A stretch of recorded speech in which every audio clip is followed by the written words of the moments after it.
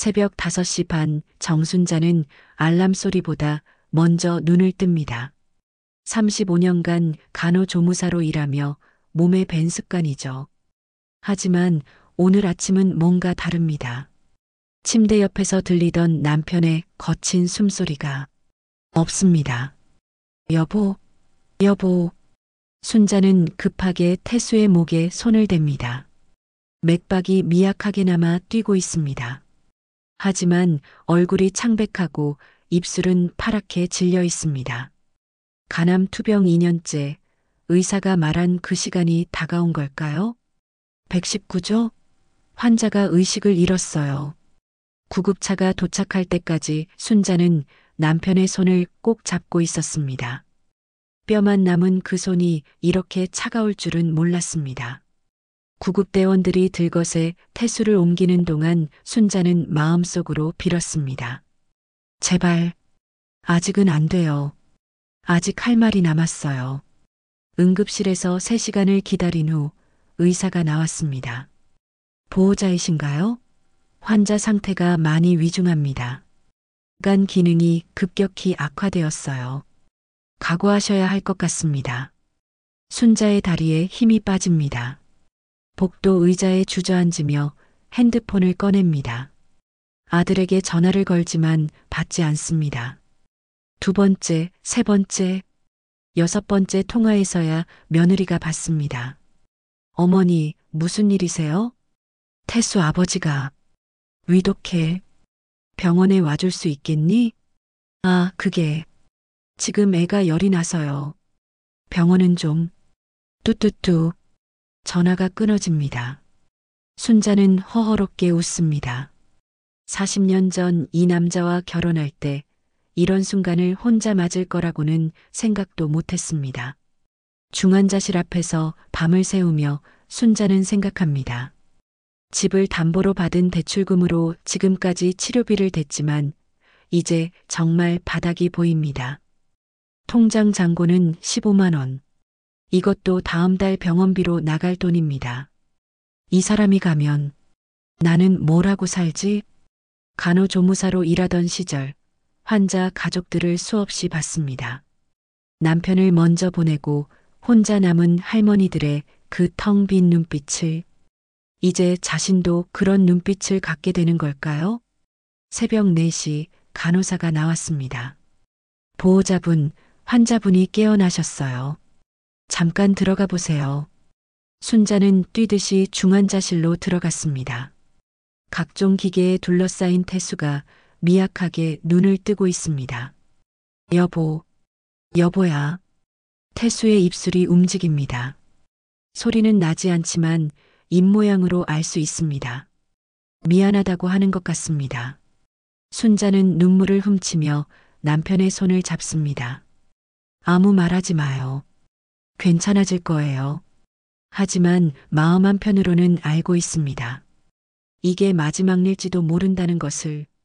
평생 이 남자 뒷바라지하며 살았는데 정작 제대로 된 대화는 언제 해봤는지 기억도 나지 않습니다. 아이들 교육 문제, 돈 문제, 시어머니 문제. 늘 무엇인가 때문에 다퉜지 그냥 둘이서 앉아 마음 편히 이야기한 적이 있었던가요? 이 사람 밥 먹는 모습만 봐도 마음이 놓였는데 요즘은 저게 마지막 일까 싶기도 해요. 아침이 되어 병실로 옮겨진 태수는 여전히 말이 없습니다. 순자가 죽 한 숟가락을 떠서 입에 넣어주면 겨우 삼킬 뿐입니다.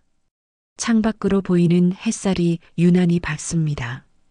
새로운 하루가 시작되었지만 순자에게는 끝이 보이는 하루 같습니다. 점심시간 순자는 병원 매점에서 컵라면 하나를 사서 먹습니다. 남편이 위독할 때도 배는 고프니까요.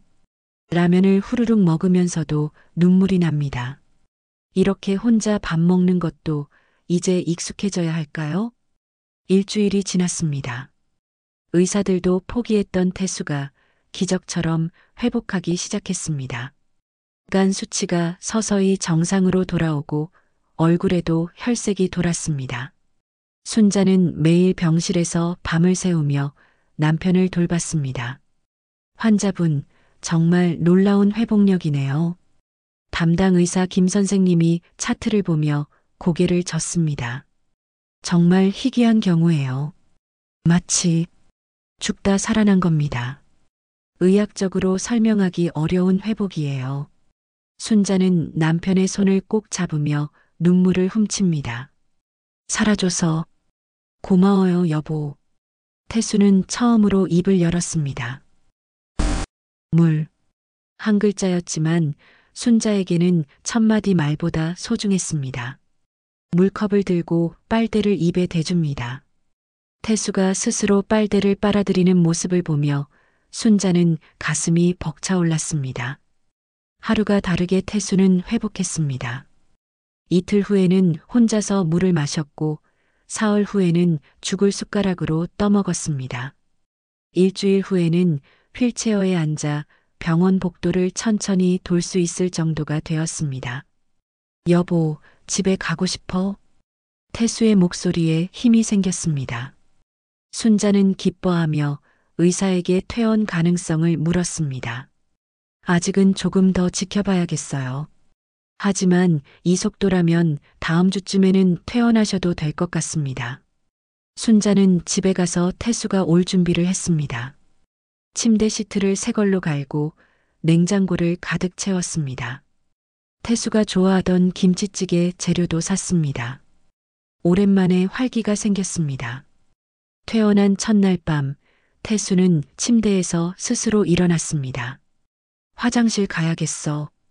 순자가 부축하려 하자 태수는 손을 뿌리쳤습니다. 괜찮아. 혼자 할 수 있어. 비틀거리면서도 화장실까지 걸어갔습니다. 순자는 뒤따라가며 혹시나 넘어질까봐 팔을 뻗고 있었습니다. 이제 정말 나아지는 것 같네요. 순자의 얼굴에는 한 달 만에 처음으로 웃음이 피었습니다. 그런데 태수의 표정은 어딘지 굳어 있었습니다. 순자야. 네, 여보. 내가 많이 힘들었지? 갑작스러운 질문에 순자는 당황했습니다. 무슨 소리예요? 당연한 거죠. 부부잖아요. 태수는 고개를 돌렸습니다. 그 이후로 며칠간 태수는 말수가 줄었습니다. 몸은 계속 회복되어 이제는 거의 예전 모습을 되찾았지만 표정은 점점 어두워졌습니다. 어느 날 저녁 순자가 설거지를 하고 있을 때였습니다. 이 집 분위기가 답답해. 태수의 갑작스러운 말에 순자는 손을 멈췄습니다. 뭐가 답답하다는 거예요? 그냥 다 답답해. 너도 이 집도. 순자는 가슴에 찬물을 끼얹은 듯 했습니다. 죽을 고비를 넘긴 남편이 이런 말을 할 줄은 몰랐습니다. 여보, 몸이 아직 완전히 낫지 않아서 그런 거 아니에요? 아니야. 내가 뭘 원하는지 너는 몰라. 태수는 거실로 나가서 텔레비전을 켰습니다. 순자는 설거지를 마저 하면서 마음이 무거워졌습니다. 살아 돌아온 남편이 고마운데 왜 이상한 말을 하는 걸까요? 며칠 후 태수는 혼자 외출을 하기 시작했습니다. 어디 가세요? 산책 좀 하고 올게. 같이 가요. 혼자 가고 싶어. 순자는 창문 너머로 남편이 걸어가는 뒷모습을 바라봤습니다. 예전보다 걸음걸이가 빨라진 것 같았습니다. 정말 건강이 많이 회복된 모양입니다. 하지만 뭔가 이상했습니다. 태수가 돌아올 때마다 미묘한 변화가 있었습니다. 옷차림이 깔끔해졌고 머리도 정성스럽게 빗고 다녔습니다. 심지어 오랫동안 쓰지 않던 향수 냄새까지 났습니다. 여보, 어디 갔다 오셨어요? 그냥 동네 한 바퀴 돌았어. 그런데 태수의 신발 밑창에는 동네에서 볼 수 없는 붉은 흙이 묻어 있었습니다. 그리고 주머니에서 영수증 하나가 삐져나와 있었습니다. 순자가 빨래하다가 발견한 영수증에는 로즈 카페라고 적혀 있었습니다. 순자는 불안했지만 묻지 않았습니다. 죽다 살아난 남편이니까 밖에서 바람도 쐬고 사람들도 만나는 게 좋을 거라고 생각했습니다.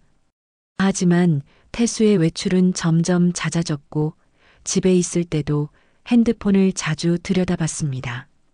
예전에는 핸드폰도 잘 만지지 않던 사람이었는데 말입니다. 어느 날 밤 태수가 화장실에 간 사이 침대 옆에 놓인 핸드폰에서 메시지 알림음이 울렸습니다. 순자는 무심코 화면을 봤습니다. 미정이라는 이름과 함께 하트 이모티콘이 보였습니다. 순자는 핸드폰 화면을 멍하니 바라봤습니다. 미정이라는 이름 옆에 하트 이모티콘이 반짝이고 있었습니다. 화장실에서 물 내리는 소리가 들리자 순자는 급하게 핸드폰을 원래 자리에 놓았습니다.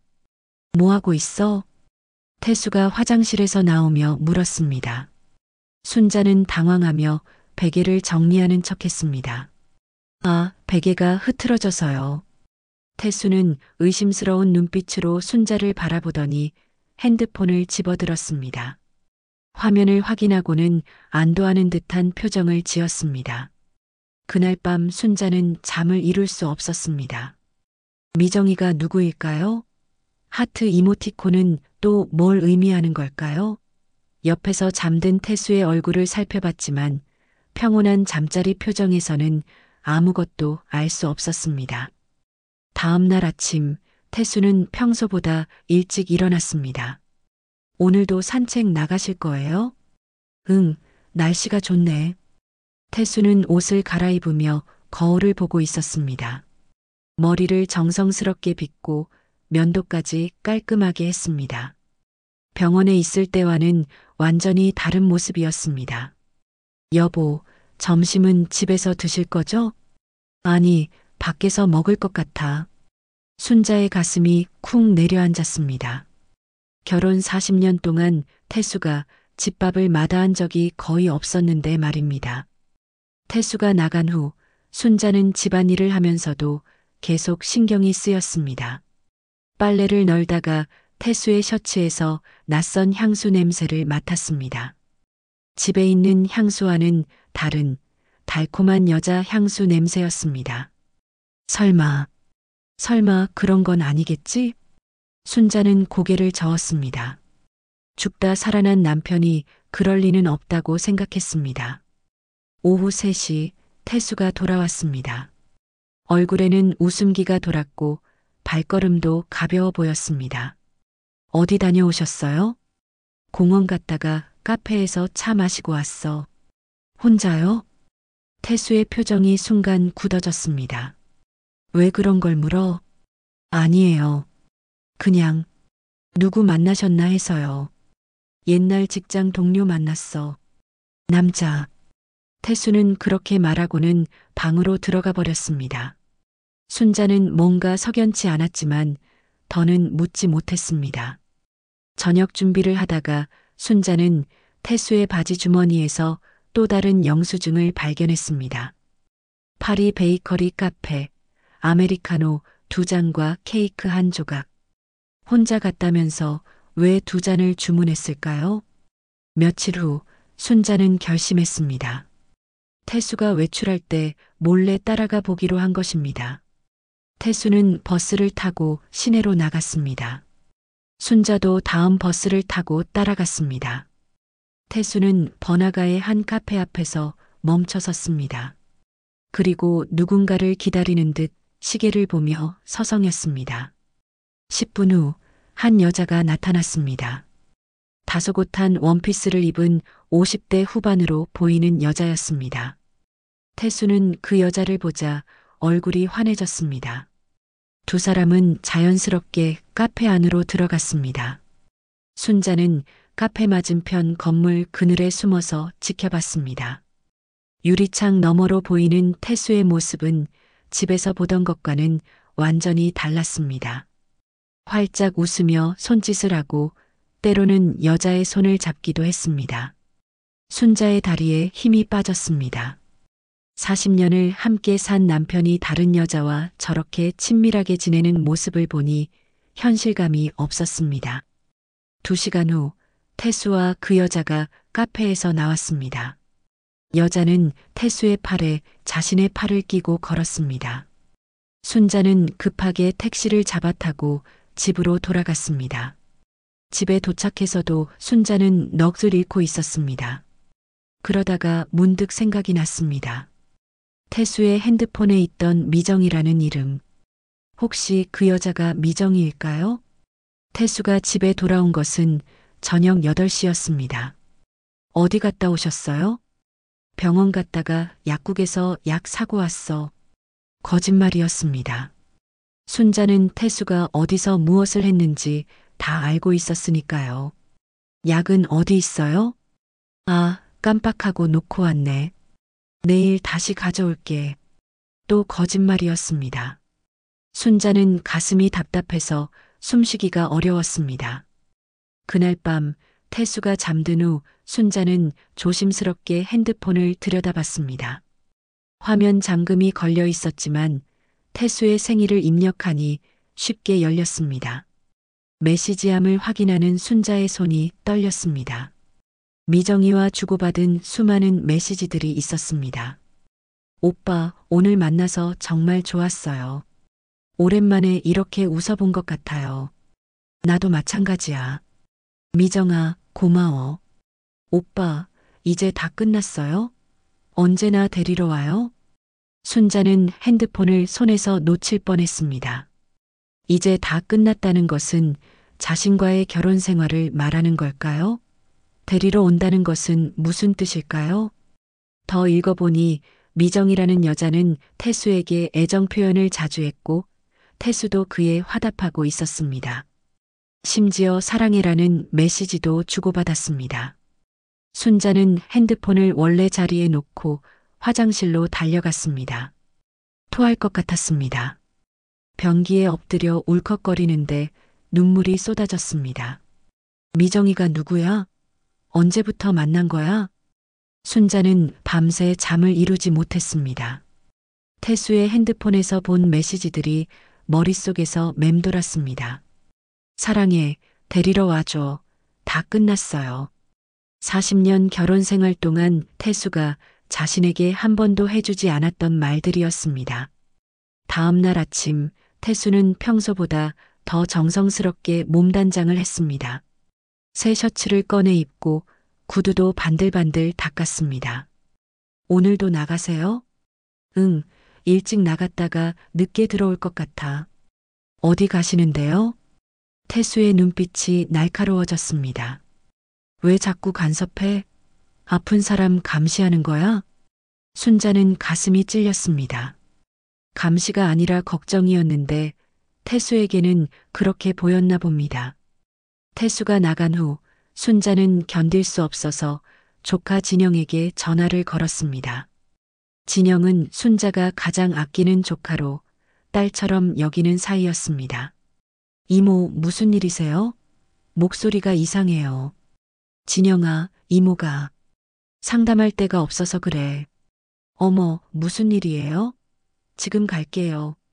1시간 후 진영이 왔습니다. 35살의 진영은 미용사로 일하며 혼자 살고 있었습니다. 순자에게는 친딸 같은 존재였습니다. 이모, 얼굴이 왜 이래요? 많이 야위셨어요. 순자는 차를 끓여주며 조심스럽게 말문을 열었습니다. 진영아, 만약에 말이야. 남자가 다른 여자랑 만난다면 어떻게 생각해? 이모부 얘기세요? 진영의 눈이 커졌습니다. 아니야, 그냥 가정적으로 하는 말이야. 이모, 뭔가 있죠? 말씀하세요. 순자는 결국 모든 것을 털어놓았습니다. 태수의 변화, 외출, 핸드폰 메시지, 그리고 카페에서 본 장면까지. 진영은 심각한 표정으로 들었습니다. 이모, 그 여자 이름이 뭐라고 했어요? 미정이라고 하던데. 진영의 얼굴이 굳어졌습니다. 혹시 김미정이요? 몰라, 성은 확인 못했어.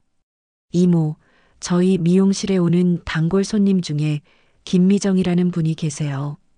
58살 정도 되고 몇 달 전부터 자주 오셔서 염색도 하고 파마도 새로 하셨어요. 순자의 심장이 쿵 떨어졌습니다. 그분이 어떤 분인데? 예전에 무역회사에서 일하셨다고 들었어요. 박 사장님이랑 친하다고 하시더라고요. 박 사장님? 네, 박태수 사장님이요. 순자는 현기증을 느꼈습니다. 태수는 은퇴하기 전까지 작은 무역회사를 운영했었습니다. 그렇다면 미정은 태수의 옛 직원이었던 걸까요? 그분이 뭐라고 하시던? 진영은 망설이다가 입을 열었습니다. 죄송해요, 이모. 그분이 박 사장님 애인이라고 하시더라고요. 사장님 부인은 자기를 모른다면서 이제 곧 정식으로 만날 거라고. 순자는 의자에서 일어났다가 다시 주저앉았습니다. 다리에 힘이 들어가지 않았습니다. 이모, 괜찮으세요? 진영이 급히 부축했지만 순자는 정신이 멍해졌습니다. 그래서 태수가 그렇게 변한 것이었습니다. 죽다 살아나면서 인생을 다시 살고 싶어진 것이었습니다. 그런데 그 새로운 인생에는 자신이 없었던 것입니다. 집에 돌아온 순자는 집안을 살펴봤습니다. 뭔가 이상했습니다. 거실장 위에 있던 작은 금시계가 없어졌습니다. 태수 어머니가 물려주신 것이었는데 침실을 확인해 보니 태수의 양복 몇 벌도 사라져 있었습니다. 서랍을 열어보니 태수의 도장과 통장도 없었습니다. 순자는 급하게 은행에 전화를 걸었습니다. 네, 박태수 명의 통장에서 어제 200만 원이 인출되었습니다. 본인이 직접 왔나요? 네, 신분증 확인하고 처리해 드렸습니다. 200만 원. 순자가 아껴가며 모아둔 생활비였습니다. 태수가 미정에게 준 것일까요? 저녁 9시 태수가 돌아왔습니다. 얼굴에는 홍조가 돌았고 술 냄새도 났습니다. 여보, 어디 갔다 오셨어요? 친구들이랑 술 마셨어. 어떤 친구요? 왜 그렇게 캐묻어? 태수의 목소리가 거칠어졌습니다. 당신, 다른 여자 만나고 있죠? 순자가 더 이상 참을 수 없어서 물었습니다. 태수는 순간 당황하더니 곧 화를 냈습니다. 뭔 소리야? 누가 그런 헛소리를 했어? 미정이라는 사람이요. 예전 회사 직원이었던. 태수의 얼굴이 하얗게 변했습니다. 너, 내 핸드폰 봤구나. 죄송해요. 하지만 당신이 거짓말을 하니까. 거짓말? 내가 언제 거짓말했어? 매일 산책 간다고 하면서 다른 여자 만나고 병원 간다고 하면서 카페 가고. 태수는 소파에 털썩 앉았습니다. 아, 들켰네. 순자는 눈물이 났습니다. 내가 당신한테 뭘 했는데? 왜 이래요? 순자야, 너한테 잘못한 건 없어. 하지만 뭐요? 나 죽을 뻔했잖아. 그때 깨달았어. 내 인생이 너무 재미없었다는 걸. 순자는 가슴이 찢어질 것 같았습니다. 그래서 다른 여자를 만나는 거예요? 미정이는 나를 이해해줘. 너는 항상 잔소리만 하잖아. 잔소리가 아니라 걱정이었어요. 순자의 목소리가 커졌습니다. 40년 만에 처음으로 태수에게 소리를 지른 것 같았습니다. 그날 밤 태수와 순자는 한마디도 하지 않았습니다. 태수는 거실 소파에서 잤고 순자는 침실에서 밤새 천장을 바라보며 눈물을 흘렸습니다. 40년 결혼 생활에서 이런 적은 처음이었습니다. 다음 날 아침 순자가 된장국을 끓이고 있을 때 태수가 부엌으로 왔습니다. 순자야, 우리 얘기 좀 하자. 순자는 가스불을 끄고 태수를 바라봤습니다. 태수의 표정은 진지했지만 어딘지 결심한 듯한 모습이었습니다. 나 미정이랑 살 생각이야. 순자는 국자를 떨어뜨렸습니다. 쨍그랑 소리가 부엌에 울렸습니다. 뭐라고요? 들었잖아. 나 이제 새로운 인생 살고 싶어. 당신 정신이 나갔어요? 우리가 몇 년을 함께 살았는데 40년 동안 너 뒷바라지하며 살았어. 이제 내 인생도 좀 살고 싶다고. 순자는 현기증을 느꼈습니다. 뒷바라지요? 내가 당신 뒷바라지 했다고요? 아니야, 그게 아니라. 당신이 아플 때 누가 밤새 간병했어요? 당신 회사 일로 스트레스 받을 때 누가 옆에서 위로했어요? 순자의 목소리가 떨렸습니다. 그건 고마워했어. 하지만 이제는 달라. 뭐가 달라졌다는 거예요? 태수는 잠시 말을 멈췄다가 입을 열었습니다. 순자야, 솔직히 말할게. 우리 언제부터 사랑이 식었는지 몰라. 그냥 습관적으로 살고 있었잖아. 순자는 가슴에 바위가 얹힌 것 같았습니다. 습관이라고요? 미정이는 달라. 나를 보는 눈빛이 달라. 나랑 있을 때 정말 행복해해. 나는 행복하지 않았다는 거예요? 너는 항상 피곤해했잖아. 웃는 것도 억지스럽고. 순자는 울컥했습니다. 그동안 얼마나 힘들게 살았는지 태수는 전혀 모르는 것 같았습니다. 오후에 태수는 진짜로 짐을 싸기 시작했습니다. 옷가지들을 여행 가방에 넣고 중요한 서류들도 챙겼습니다. 당신, 진짜 나가려는 거예요? 미정이 아파트가 있어거든. 거기서 살 거야. 그럼 나는 어떻게 해요? 너는 내가 알아서 해. 순자는 태수의 차가운 말투에 소름이 돋았습니다. 이 사람이 정말 자신이 40년간 함께 산 남편이 맞나 싶었습니다. 당신, 나한테 간 이식 받았잖아요. 순자가 간신히 말을 꺼냈습니다. 태수의 손이 멈췄습니다. 병원비에 우리 집도 담보로 잡혔고, 그건 뭐요? 내가 좋아서 한 거라고 할 거예요?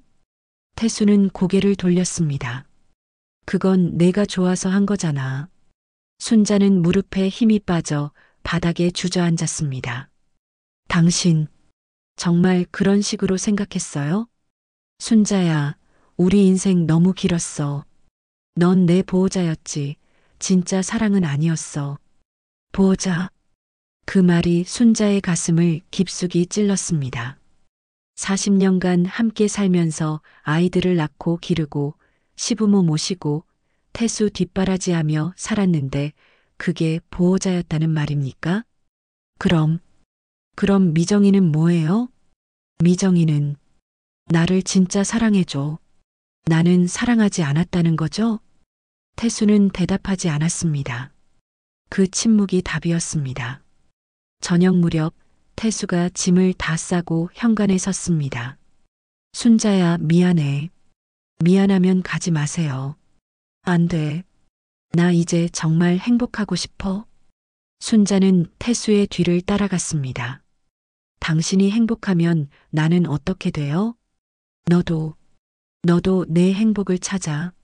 내 행복이 뭔지 알아요? 당신이에요. 당신과 함께 사는 게 내 행복이었어요. 태수는 잠시 멈칫했지만 곧 문을 열었습니다. 너무 늦었어, 순자야. 태수야. 순자가 처음으로 남편을 이름으로 불렀습니다. 하지만 태수는 돌아보지 않고 계단을 내려갔습니다.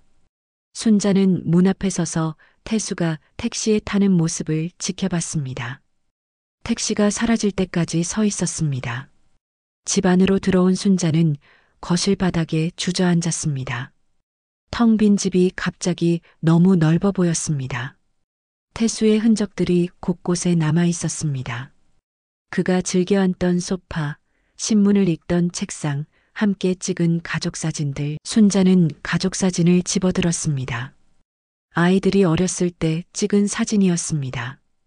태수는 활짝 웃고 있었고 순자도 행복해 보였습니다. 언제부터 이렇게 멀어진 걸까요? 으악. 순자는 참았던 울음을 터뜨렸습니다. 가족사진을 가슴에 꼭 안고 울부짖었습니다. 40년의 세월이 이렇게 무너질 줄은 몰랐습니다. 밤이 깊어도 순자는 바닥에 앉아 있었습니다. 일어날 힘도 뭘 해야 할지도 모르겠었습니다. 그저 텅 빈 집에서 혼자라는 사실만이 가슴을 짓눌렀습니다. 새벽 2시 순자는 핸드폰을 들었습니다. 태수에게 전화를 걸고 싶었지만 차마 누르지 못했습니다. 돌아와줘. 제발 돌아와줘. 하지만 태수는 이미 다른 여자의 품에서 새로운 꿈을 꾸고 있을 것입니다. 순자만 혼자 남겨진 채로 말입니다. 일주일이 지났습니다. 순자는 거의 먹지도 못하고 잠도 제대로 자지 못했습니다. 집안은 점점 어수선해졌고 순자 자신도 며칠째 씻지 않아 초라한 모습이었습니다. 조카 진영이 걱정되어 찾아왔습니다. 이모, 이게 뭐예요? 진영은 거실 바닥에 널브러진 휴지들과 먹다 남은 컵라면들을 보며 놀랐습니다. 진영아, 순자의 목소리는 쉬어 있었습니다. 이모, 이러시면 안 돼요. 일어나세요. 진영이 순자를 부축해서 소파에 앉혔습니다. 이모부가 정말 나가셨어요? 순자는 고개를 끄덕였습니다. 말할 힘도 없었습니다. 이모, 화장실 가서 씻고 나오세요. 제가 집 정리할게요. 진영의 다그침에 순자는 억지로 일어났습니다. 거울 속 자신의 모습을 보고 깜짝 놀랐습니다. 머리는 산발이고 얼굴은 해골처럼 여위어 있었습니다. 내가 이렇게 됐구나. 샤워를 하고 나니 조금 정신이 들었습니다. 진영이 집안을 깔끔하게 정리해 놨습니다. 이모, 밥 드세요. 진영이 죽을 끓여왔습니다. 순자는 한 숟가락 떠먹고는 눈물이 났습니다. 고마워, 진영아.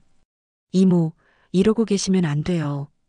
이모부가 돌아올 수도 있잖아요. 안 와. 그 사람 마음은 이미 다른 데 가 있어. 순자의 목소리에는 체념이 서려 있었습니다. 그럼 이모가 더 잘 사시면 되죠. 이모부가 후회하게 만드세요. 내가 이 나이에 뭘 할 수 있겠어? 이모, 지금 몇 살이세요? 66. 아직 젊으시잖아요. 요즘 예수는 새로 시작하는 나이라고 해요. 진영의 말에 순자는 쓴웃음을 지었습니다. 며칠 후 진영이 또 찾아왔습니다. 제안이 있어요. 뭔데? 저희 미용실에서 일하시는 거 어때요? 순자는 고개를 저었습니다. 내가 뭘 알아? 머리도 못하는데. 헤어는 안 하셔도 돼요. 샴푸하고 손님 응대하고 청소하는 일이에요. 시급도 나쁘지 않아요. 순자는 망설였습니다. 평생 집에서만 살았는데 직장을 다닐 수 있을까요? 생각해 보세요. 집에만 계시면 더 우울해지실 거예요. 그날 밤 순자는 오랜만에 거울을 제대로 들여다봤습니다. 머리는 새하얗고 얼굴에는 주름이 깊게 패여 있었습니다. 하지만 눈빛만은 아직 살아 있었습니다. 나 정말 끝인가? 순자는 화장대 서랍을 열었습니다. 오래된 화장품들이 있었습니다. 젊었을 때 쓰던 립스틱도 있었습니다. 조심스럽게 발라보니 얼굴이 조금 밝아 보였습니다. 다음 날 순자는 진영에게 전화를 걸었습니다. 진영아, 그 일 해보고 싶어? 정말요? 이모. 일주일 후 순자는 로즈 미용실에서 첫 출근을 떨리는 마음으로 문을 열고 들어서니 진영이 반갑게 맞았습니다. 이모, 오늘부터 우리 직원이에요. 미용실 사장님도 친절했습니다. 순자님, 천천히 배우시면 돼요. 부담 갖지 마세요. 첫날은 주로 청소를 했습니다. 오랜만에 밖에서 일을 하니 몸은 피곤했지만 마음은 한결 나았습니다. 둘째 날부터는 손님들 샴푸를 도와줬습니다. 처음에는 서툴렀지만 간호조무사 경험이 도움이 됐습니다. 손님들을 편안하게 대하는 것은 익숙했으니까요. 어머, 손이 참 부드러우시네요. 샴푸 너무 시원해요. 손님들의 칭찬에 순자는 조금씩 자신감을 얻었습니다. 한 달이 지나자 순자는 미용실에 없어서는 안 될 사람이 되었습니다. 나이가 있다 보니 손님들이 더 편안해했습니다. 순자 이모, 저 남편이 바람 피웠는데 어떻게 할까요? 이모, 애가 말을 안 들어서 속상해요. 손님들은 순자에게 속마음을 털어놓았습니다. 순자도 자신의 경험을 바탕으로 조심스럽게 조언을 해줬습니다. 어느 날 오후 익숙한 목소리가 들렸습니다. 파마 예약했는데요. 순자가 돌아보니 미정이었습니다. 태수와 카페에서 본 바로 그 여자였습니다. 미정은 순자를 알아보지 못했습니다. 당연했습니다. 순자는 예전과 많이 달라져 있었으니까요. 머리도 단정하게 정리했고 화장도 옅게 했습니다. 무엇보다 표정이 달랐습니다. 안녕하세요. 샴푸부터 해드릴게요. 순자는 침착하게 미정을 샴푸대로 안내했습니다. 어머, 손이 참 좋으시네요. 미정이 말했습니다. 순자는 대답 없이 샴푸를 해줬습니다. 요즘 정말 행복해요. 새로운 사람을 만났거든요. 미정이 혼자서 이야기했습니다. 그분이 부인이랑 헤어지고 저랑 같이 살기로 했어요. 오래 기다렸는데 드디어 꿈이 이루어졌어요. 순자의 손이 잠깐 멈췄습니다. 근데 그분 전 부인이 좀 질척했나 봐요. 헤어지는 것도 깔끔하게 못하고. 순자는 꾹 참았습니다. 뭐, 이해해요. 오래 살았으니까. 근데 이제는 저랑 새 출발하려고 해요. 미정의 파마가 끝나고 돈을 계산할 때였습니다. 다음에 또 올게요. 정말 잘해주시네요. 감사합니다. 순자는 정중하게 인사했습니다. 미정이 나간 후 진영이 다가왔습니다. 이모, 괜찮으세요? 응, 괜찮아. 순자는 정말 괜찮았습니다. 예상했던 것과는 달리 분노나 슬픔보다는 이상한 해방감이 들었습니다. 그날 밤 집에 돌아온 순자는 거울을 봤습니다. 한 달 전과는 완전히 다른 자신이 있었습니다. 나, 이제 나부터 살아볼래. 순자가 미용실에서 일한 지 석 달이 지났습니다. 이제는 단골 손님들도 생겼고 월급도 꼬박꼬박 받아서 생활이 안정되었습니다. 무엇보다 하루하루가 바빠서 태수 생각할 시간이 줄어들었습니다. 어느 날 오후 진영이 심각한 표정으로 다가왔습니다. 이모, 잠깐 얘기 좀 해요. 무슨 일이야? 미정이 언니 얘기 들었어요. 순자는 가위질하던 손을 멈췄습니다. 뭔데? 이모부랑 같이 살면서 돈 문제로 싸웠나 봐요. 미정이 언니가 이모부한테 돈을 많이 받아냈는데 이모부가 빚을 지게 됐다고 하더라고요.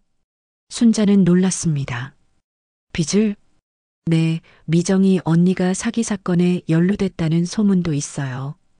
투자 사기였나? 순자의 가슴이 두근거렸습니다. 태수가 무슨 일에 휘말린 걸까요? 일주일 후 순자는 변호사 친구 이 선생님을 만났습니다. 간호조무사 시절에 알게 된 분이었습니다. 순자 씨, 진명이 어떻게 됐어요? 아직 제 이름이에요. 대출만 있고요. 다행이네요. 그리고 남편분 의료비 기록도 정리해 두세요. 나중에 필요할 수 있어요. 왜요? 만약 남편분이 빚 때문에 집을 팔려고 하면 부인께서 막을 수 있어요. 특히 간병비나 의료비를 부인이 됐다는 증거가 있으면 더 유리하죠. 순자는 집에 돌아와서 모든 영수증과 서류를 정리했습니다. 정말 많은 돈이 들어갔었구나 새삼 실감했습니다. 그날 밤 늦게 집에 도착한 순자는 깜짝 놀랐습니다. 집 앞 계단에 누군가 앉아 있었습니다. 누구세요? 가로등 불빛에 비친 얼굴을 보니 태수였습니다. 하지만 석 달 전과는 완전히 다른 모습이었습니다. 말라 빠지고 수염도 덥수룩했습니다. 옷도 구겨져 있었습니다. 순자야. 태수의 목소리는 힘이 없었습니다. 왜 여기 있어요? 순자는 냉정하게 물었습니다. 집에 들어갈 수 있을까? 안 돼요. 더 이상 당신 집이 아니에요. 태수는 고개를 떨구었습니다. 순자야, 내가 잘못했어. 지금 와서 뭐 하려고요? 순자는 태수를 지나쳐 집 문을 열었습니다. 태수가 뒤따라왔습니다. 순자야, 제발 얘기 좀 들어줘. 순자는 돌아섰습니다. 뭘 들어달라고요? 미정이가 돈 때문에 붙은 거였어. 그걸 이제 알았어요? 태수는 소파에 주저앉았습니다. 나 바보였어. 미정이한테 집 담보대출금 다 줬는데 그 돈으로 다른 남자랑 도망갔어. 순자는 허탈했습니다. 그래서 지금 여기 온 거예요? 순자야, 미안해. 정말 미안해. 태수가 무릎을 꿇었습니다. 다시 시작할 수 있을까? 내가 정말 잘못했어. 순자는 태수를 내려다봤습니다. 석 달 전 같았으면 눈물을 흘리며 태수를 받아들였을 것입니다. 하지만 지금은 달랐습니다. 일어나세요. 순자야. 일어나라고 했어요. 순자의 목소리에는 전에 없던 단호함이 있었습니다. 태수가 일어나자 순자는 말했습니다. 당신 석 달 동안 한 번도 연락 안 했죠? 그게 내가 어떻게 지내는지 궁금하지도 않았죠? 태수는 대답하지 못했습니다. 당신은 미정이란 여자가 떠나니까 이제 와서 미안하다고 하는 거예요. 그게 사과예요? 순자야, 내가 정말 아니에요. 순자는 방으로 들어가서 가방을 들고 나왔습니다. 뭐 하는 거야? 저 이제 여기서 안 살아요. 태수는 당황했습니다. 어디 가려고? 제가 알아서 할 일이에요. 순자는 평소 출근할 때 입던 깔끔한 옷을 입고 화장도 옅게 했습니다. 석 달 전의 초라한 모습과는 완전히 달랐습니다. 순자야, 넌 많이 변했구나. 네, 변했어요. 이제 저는 저답게 살 거예요. 그럼 나는? 순자는 태수를 똑바로 바라봤습니다. 당신도 당신 알아서 사세요. 당신이 그렇게 원했잖아요. 순자야, 제발. 태수가 순자의 팔을 잡으려 했지만 순자는 피했습니다. 손대지 마세요. 우리 40년을 같이 살았잖아. 그 40년을 당신이 버렸어요. 보호자였지 사랑은 아니었다고 했잖아요. 태수의 얼굴이 하얗게 변했습니다. 그건 그때 화가 나면 진심이 나오는 거 아니에요? 순자는 현관문을 열었습니다. 이 집, 이제 제 이름으로 바뀔 거예요. 당신이 없는 동안 변호사 선생님께 상담받았거든요. 뭐? 당신이 미정이한테 준 돈, 저한테서 가져간 거잖아요. 간병비, 의료비 다 제가 댔어요. 다 증거 있어요. 태수는 말을 잇지 못했습니다. 그리고 이제 저는 직장도 있어요. 혼자서도 잘 살 수 있어요. 순자는 가방을 들고 나갔습니다. 순자야, 순자야. 태수가 뒤쫓아 나왔지만 순자는 돌아보지 않았습니다. 마침 택시가 지나가고 있었습니다. 택시. 순자는 택시에 올랐습니다. 뒷유리로 보니 태수가 무릎을 꿇고 오열하고 있었습니다. 하지만 순자는 눈물을 흘리지 않았습니다. 대신 창밖을 바라보며 속으로 말했습니다.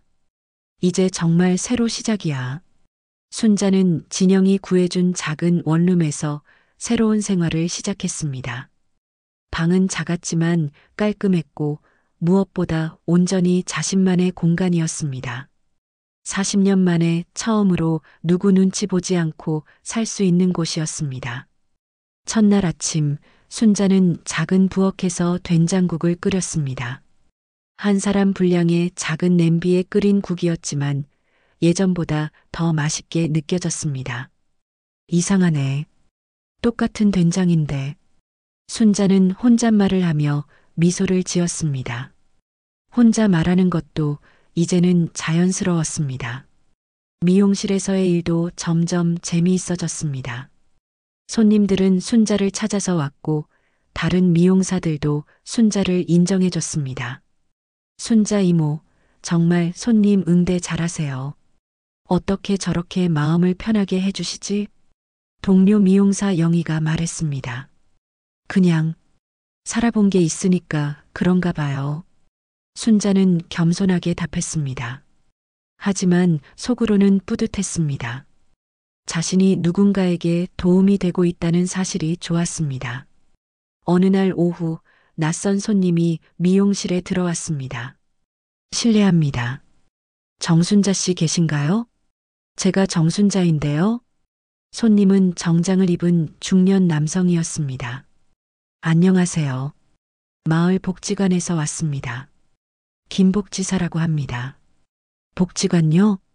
네, 저희가 어르신들을 위한 프로그램을 운영하는데 순자님께서 한번 와보시면 어떨까 싶어서요. 김복지사는 순자의 이야기를 들어봤다고 했습니다. 혼자 사는 어르신들을 위한 다양한 활동이 있다며 참여를 권했습니다. 저는 아직 그런 데 갈 나이는 아닌 것 같은데요. 나이는 상관없어요. 새로운 취미도 배우시고 비슷한 처지의 분들도 만나시면 좋을 것 같아서요. 순자는 고민했습니다. 복지관이라고 하니 왠지 늙은 사람들만 가는 곳 같았습니다. 며칠 후 호기심을 이기지 못하고 복지관을 찾아갔습니다. 생각보다 활기찬 분위기였습니다. 요가 수업, 노래 교실, 요리 교실 등 다양한 프로그램이 있었습니다. 어머, 새로운 분이시네요. 한 할머니가 반갑게 인사했습니다. 안녕하세요. 저는 김영자예요. 몇 살이세요? 66이에요. 어머, 저보다 어리시네요. 그런데 왜 이렇게 늦게 오셨어요? 순자는 자신의 사정을 간단히 얘기했습니다.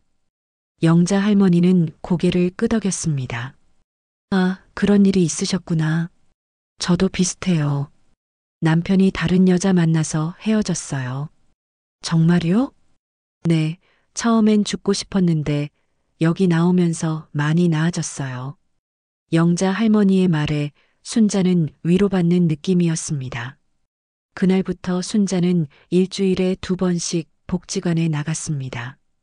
요가도 배우고 노래도 불렀습니다. 특히 간호조무사 경험을 살려서 건강상담 봉사도 시작했습니다.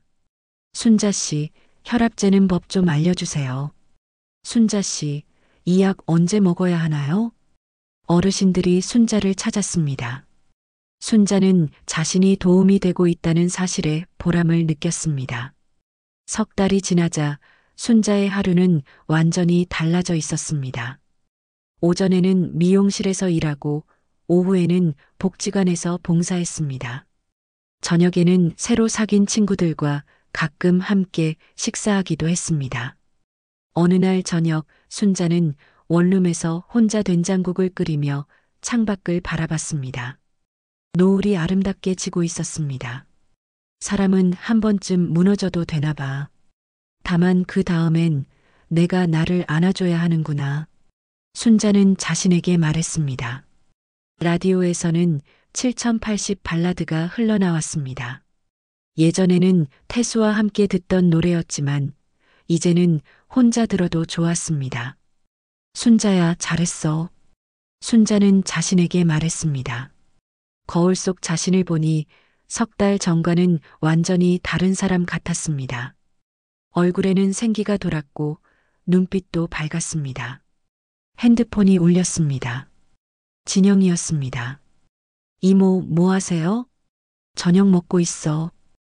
혼자 드시지 말고 나와요. 언니들이랑 치킨 먹으러 가려고 해요. 그래, 갈까? 네, 어서 나오세요. 순자는 웃으며 외투를 입었습니다. 예전 같았으면 밤에 나가면 안 된다. 나이 들어서 뭘 한다고 생각했을 텐데 이제는 달랐습니다.